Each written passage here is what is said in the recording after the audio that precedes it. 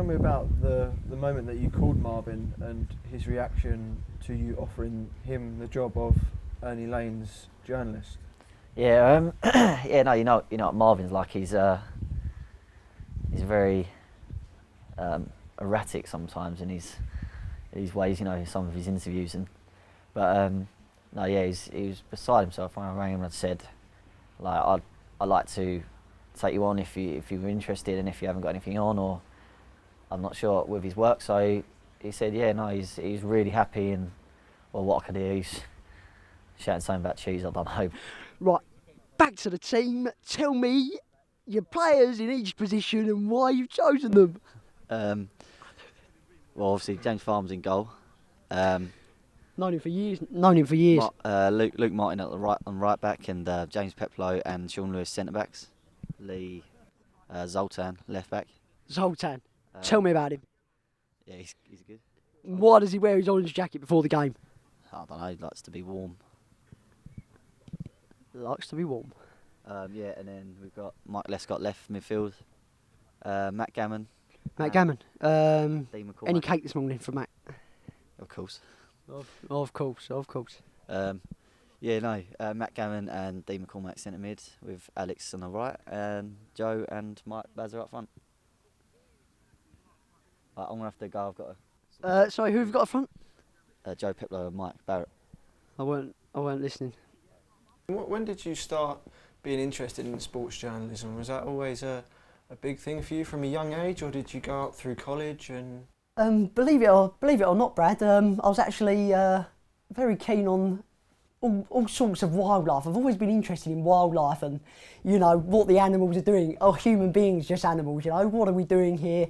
How animals behave, things like that. So I had a particular interest with, it was called an animal called a leafy sea dragon. It's called a leafy sea dragon. It's a seahorse sort of thing. This basically looks like a tree, and always been very interested in those, and so I always wanted to be a marine biologist actually. Just follow me around, or just, you know, just show you how good it is. I get a little bit nervy over here, so it's all a bit rickety. Right. That's okay. I'll tell Mrs. Vinegar she doesn't like it when I do it, because she knows it's very, very dangerous. You just stand on here, what you do. And sometimes you just lift a few bits up and just look around for Bruce. Look around for Bruce. Can't always see him. Come across all sorts of weird things. You get the occasional, you know, tampons, and obviously a lot of Afro-Caribbeans around the local area, and they throw their tampons out of them. Strange behaviour. But yeah, sometimes this is where I like to just come and relax, and, you know, if I see Bruce, I just get me what to do.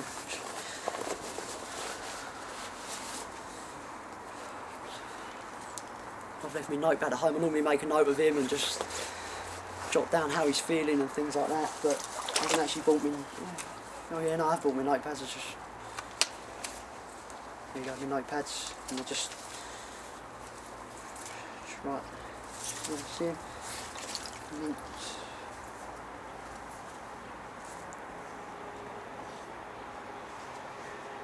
Mint leaves. Just write the health down on the leaves. So just write mint leaves, good health. Obviously it's a bit strange. I don't know why I do it while I'm standing in here. So it's a little bit weird, isn't it? And then if I see Bruce, I just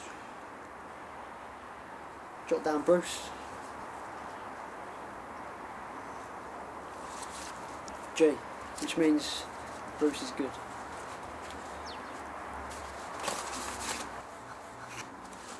Put that back in.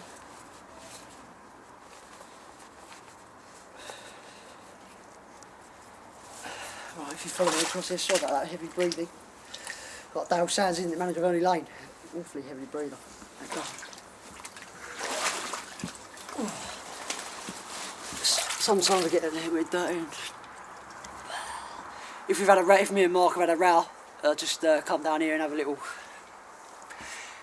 breather, have a little wash, and it's just good to calm down. Sometimes it gets very hot down here, and So nice, especially in the summertime. Mrs. Vinegar, I always go home and I smell of sewage, and she says, "Where have you been, Marv?" And I say, "I've just bloody been down the, I've been down the communal area, the communal water area, and she keeps telling me off for bloody washing." But I say, she's been buying me this awful shower gel, and I don't really like using it. So this is good to get away from that. Sometimes I bring my flannel down here. As I say, my glasses have steamed up. I do apologise if you can't see me. I go into the Chinese restaurant, as I said the other day, didn't I? I go into the Chinese restaurant and just don't order any food. I just ask for one of the hot towels, and I just bring that down here, dunk it in, and just wipe my face down.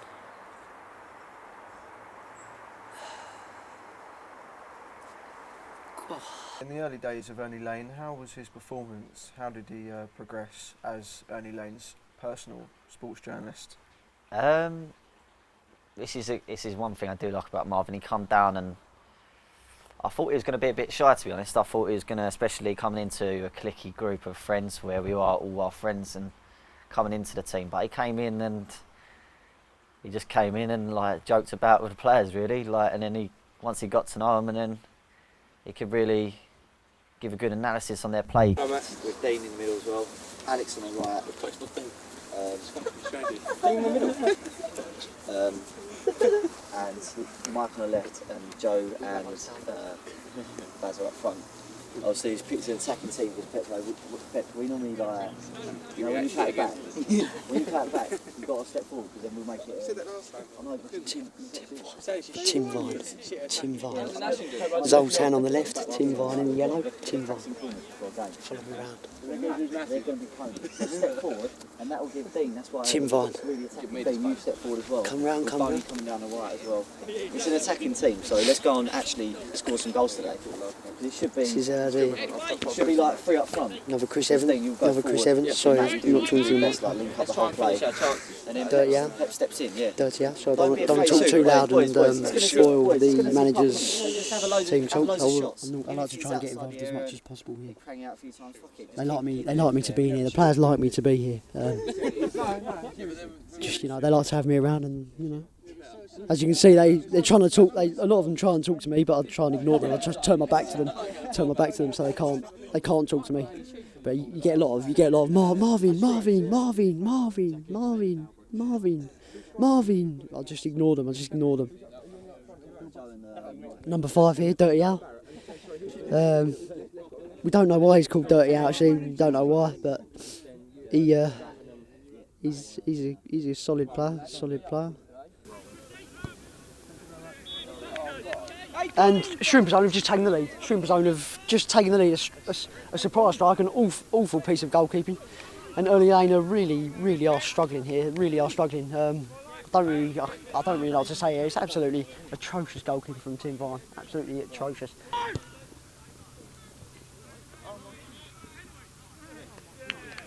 And Tim Vine is having an absolute nightmare. Where do you guys go from here? One of you want to tell me, are you going to improve or not? Because I come down every week, and I mean, I love it down there. I really do love it down there. Great team, great manager, great guys. A few hunks, but you're not performing, are you? So can one of you tell me where you're going to go from here? Are you going to carry on being tosspots, or are you going to butt your ideas up? I think we've got some really bad keeping issues. Mikey straight in there. Apologies for the laugh. I mean, he just burst in and I was in a little bit of shock. In you come. Apologise about that, Marvin. Yeah, I think we've had some keeping That's issues. okay. Just some keeping issues recently, really. And, I know James tries his best, but, when balls start going through your legs, Sorry, can I just stop there? Can you stop grumbling? You bored?